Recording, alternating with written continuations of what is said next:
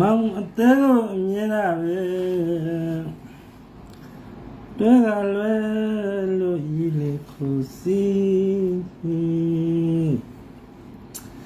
နှခုနီးကြတော့ပြောစရာပါကွယ်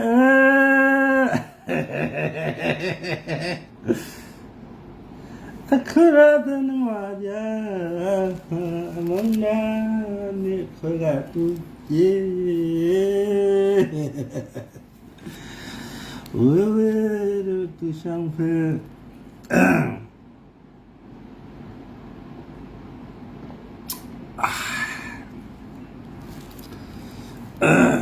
ကဲပြင်းပြီပါအဲ့တော့ဒီလိုလေးတောင်ချင်းမြောက်ချင်းလိုရင်းတို့ချင်းမထွက်ပြီးသားတွေပြမနေတော့ထွက်ပြီးသားပြအချင်းကုန်ဒီလိုလေးကြိုက်တယ်ခွန်66ဒီ3လုံးမနော်ဒီ3လုံး3ကိုဒီ3လုံး3ဒါတွေမပြတော့ဘူးဟုတ်ပြီနော်ဒီ3လုံး3ဒါစတချင်းအဲ့ဒါတွေမပြတော့လိုရင်းတို့ချင်းမတွားလိုက်ခွန်66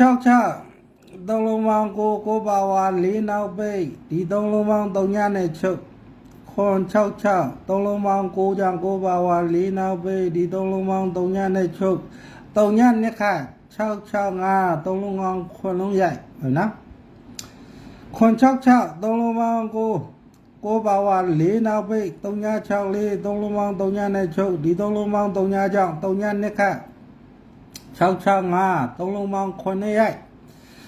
ပြီးတာနဲ့နှစ်ခွန်3ညဒီနှစ်ရဒီခွန်ရဒီ3ညရ3လုံးပေါင်း9ဒီ9ပြိတ်5လေးလို့ဖြုတ်အဲ့တော့နှစ်လေးဒီ3လုံးပေါင်း8ပါဝါ3နောက်ပိတ်343 3လုံးပေါင်း3ညနဲ့ချုပ်ဒီ3လုံးပေါင်း3ညကြောင့်3ညနှစ်ခတ်241 3လုံးပေါင်း9ရိုက်563ဒီ9ရဒီ6ရဒီ3ရ3လုံးပေါင်း4ဒီ4ပြိတ်3လို့ဖြုတ်အဲ့တော့9ရ6ရ3ရ563 3လုံးပေါင်း4ပါဝါ9နောက်ပိတ်ဒီ3လုံးပေါင်း3ညလို့ချုပ်မဆိုနှလုံးပေါင်း1ရှိလို့9နောက်ပိတ်ဟုတ်နော်563 3လုံးပေါင်း4ပါဝါ9နောက်ပိတ်ဒီ3လုံးပေါင်း3ညရိုက်မဆိုလဲ9နောက်ပိတ်ဒီ3လုံးပေါင်း3ညရိုက်ခင်3ညနှစ်ခတ်ဒီ3လုံးပေါင်းခွန်ဖြစ်အောင်နှလုံးပေါင်း9ရှိလို့8ထိပ်စီးအဲ့နော်8ထိပ်စီး9နောက်ပိတ်9ရ4ရ8ဒီ9ရဒီ4ရ8နောက်ပိတ်ရ3လုံးပေါင်း9ဒီခွန်ပရိတ်9နောက်ပိတ်ခွန်ပရိတ်ရှက်ကောရှက်ကော19ရက်8လ2026အဖွင့်နေ့တနင်္လာနေ့ဟုတ်လားတောင်ချင်းမြောက်ချက်နေတိုင်းကိုနောက်ပိတ်ခွန်ပရိတ်နဲ့ရှက်ကောလို့မွေးပရိတ်စောကဘာပြောလဲမွေးပရိတ်ပြောပြပါလားတဲ့โอเคပါလို့ပြမယ်လို့ပရိကိုချစ်တယ်လို့ပြသမှာ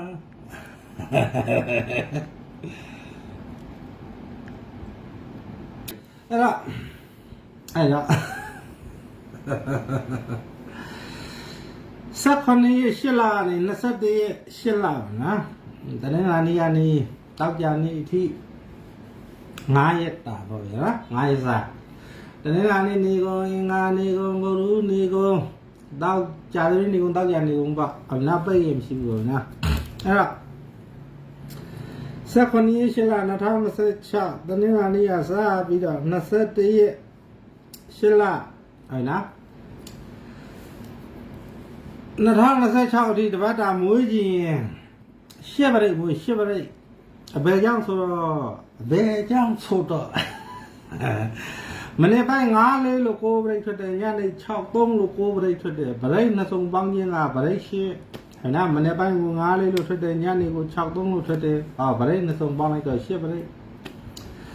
ဟောထပ်ပြီးတော့မနေ့ကို1 3 1 3ဆိုပြီး4ပရိတ်ထွက်တယ်ညနေ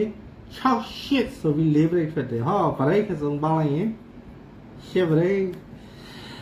တေနုမေးလဲ8ပရိတ်တကောင်ကျော်မေးလဲ8ပရိတ်အာယုန်တဲ့မနေ့ခင်းမေးလဲ8ပရိတ်7နိုင်မေးလဲ8 ရှစ်ပရိတ်လေးနိုင်ခွဲမိလေရှစ်ပရိတ်ရှစ်ပရိတ်မွေးမွေးကျနေလူကရှစ်ပရိတ်မွေးဟဲ့နော်နားလည်းမလို့တင်နေ19ရက်ရှလ2026ကနေပြီးတော့21ရက်ရှလ2026ပေါက်ကြနေ့အထိတပတ်တာမွေးကျနေလူတွေကရှစ်ပရိတ်မွေးဘယ်ကြောင့်ဆိုတော့မနေ့ပရိတ်နဲ့ညနေပရိတ်တူပရိတ်ထွက်ခဲ့ရင်အဲ့ဒီပရိတ်နှစ်စုံပေါင်းညနေ9ရက်အတွင်းထွက်တယ်ဟုတ်နော်အဲ့တော့မနေ့ပိုင်း9လေးလို့9ပရိတ်ညနေ6 3လို့9ပရိတ်ပရိတ်နှစ်စုံပေါင်းညပရိတ်8ဟုတ်နော်နောက်ထပ်မနေ့ပိုင်းကိုတက်3လို့4ပရိတ်ညနေပိုင်းကို6 8လို့4ပရိတ်ပရိတ်နှစ်စုံပေါင်းည4ပရိတ်ပေါင်းတော့10ပရိတ်9ပရိတ်ပေါင်းတော့10ပရိတ်အဲ့10ပရိတ်တာထိုင်ပြီးထိုးနေရှစ်ပရိတ်တာထိုင်လို့နေဟုတ်လားနားလည်းမလို့ထင်နေတေးလိုမေးလဲရှစ်ပရိတ်တကောင်းကျော်မေးလဲရှစ်ပရိတ်အာယုန်တင်မေးလဲရှစ်ပရိတ်ဆရနိုင်မေးလဲရှစ်ပရိတ်လေးခွဲမေးလဲရှစ်ပရိတ်အဲ့ရှစ်ပရိတ်ပဲထိုင်လို့မွေးထိုးပါလားနေ့လိုက်ကတော့ပြောပြရအောင်နော်19ရက်ရှလာ2026တနင်္လာနေ့မနေ့တောင်ချင်းမြောက်ချင်းဟုတ်နော်တောင်ချင်းမြောက်ချင်းနေတိုင်းဟုတ်နော်နေတိုက်ကလွဲတာများတယ်နော်အဘယ်ကြောင့်ဆိုတော့တောင်ချင်းမြောက်ချင်းပါဆိုနေတိုက်ကလွဲတာများတယ်ဟုတ်နော်မှန်တဲ့အခါတော့ရှိပါတယ်ဒါပေမဲ့လွဲတာများတယ်ဘာကြောင့်ဆိုတော့ကိုလည်းထွက်ချင်အတွက်သူလည်းထွက်ချင်တွေ့တာလေဟုတ်တယ်လားနေတိုက်ဆိုတာဟုတ်တယ်မလားကိုလူရဆွဲပေါင်းတာဘလို့ပေါင်းပါဝါနဲ့ပေါင်းလို့မရရင်လက်ခတ်နဲ့ပေါင်းပါဝါလည်းပေါင်းလို့မရဘူးလက်ခတ်လည်းပေါင်းလို့မရဘူးဆိုတဲ့ပေါင်းလက်တော့ဆိုင်လို့ခေါ်တယ်ဟုတ်နော်လက်တော့ဆိုင်နေတိုက်အဲ့တော့နေတိုက်ကတော့ကျွန်တော်ခင်ဗျားတို့သိတဲ့အတိုင်းနေတိုက်တိတ်ထိုးဘူးနော်ခင်ဗျားတို့လည်းဒါအပြင်းပြေလောက်ပဲထိုးနေတိုက်ကိုဟုတ်နော်အဲ့ကြောင့်အကွက်အများကြီးမပေးတာပေါက်ရင်တိုးလေးမပေါက်ရင်ခင်ဗျားတို့ပတ်စံကုန်ကြပါစို့လို့ဟုတ်နော်နေတိုက်ကနေတိုက်လိုက်ရှိုးမလို့ဟုတ်နော်နေလိုက်ဆိုတာတေးကြရည်ရတဲ့အလုပ်မဟုတ်ဘူးဟုတ်နော်တောင်ချင်းမြောက်ချစ်ဆိုတာမသေးကြဘူးဟုတ်နော်နားလည်းမလို့ထင်နေနေလိုက်ဆိုတာတောင်ချင်းမြောက်ချစ်ချက်တာဟုတ်နော်ပါဝါနဲ့ဖြီလို့ရမရရင်နက်ခတ်နဲ့ဖြီတယ်နက်ခတ်နဲ့မှဖြီလို့မရရင်ဒဲဖြီတယ်အနီဆိုင်အဖြီဆိုင်ပေါ့ကွာအားစားတစ်ဖြစ်အဲ့တော့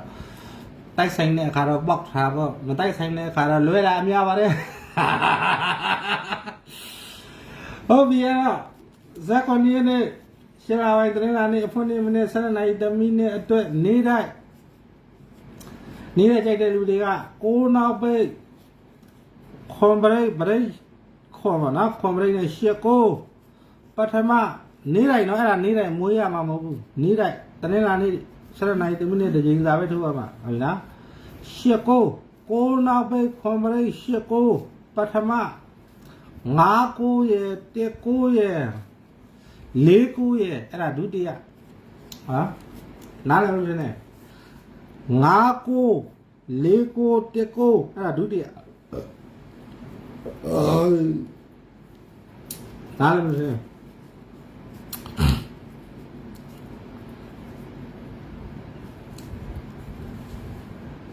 21ရက်နေ့ရှစ်လပိုင်း2026တနင်္လာနေ့အဖွင့်နေ့မနေ့7နာရီတမိနစ်အတွက်တောင်ချင်းမြောက်ချင်းနေတိုက်ကနာဟဲ့လား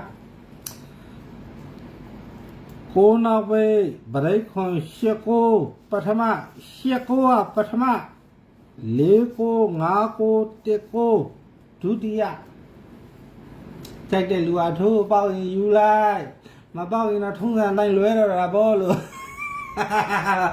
ဟုတ်လားပေါက်ရင်ယူလိုက်ဘာမှပြေးစရာမလိုဘူးမပေါက်ရင်တော့လွဲတော့တာပေါ့လို့မွေးကျနေအလောမွေးကျနေဆိုရင်တော့ကျွန်တော်ဆိုတော့ပြောတယ်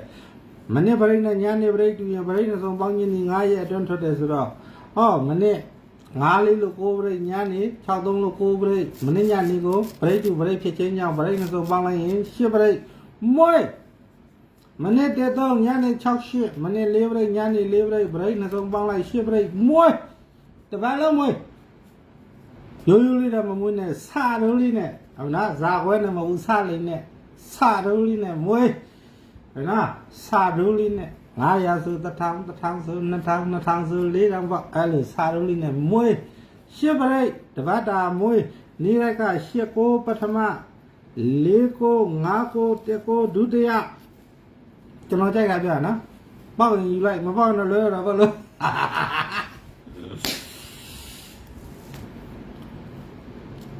နားမလို့တနေ့ပါတဲ့နင်းနေ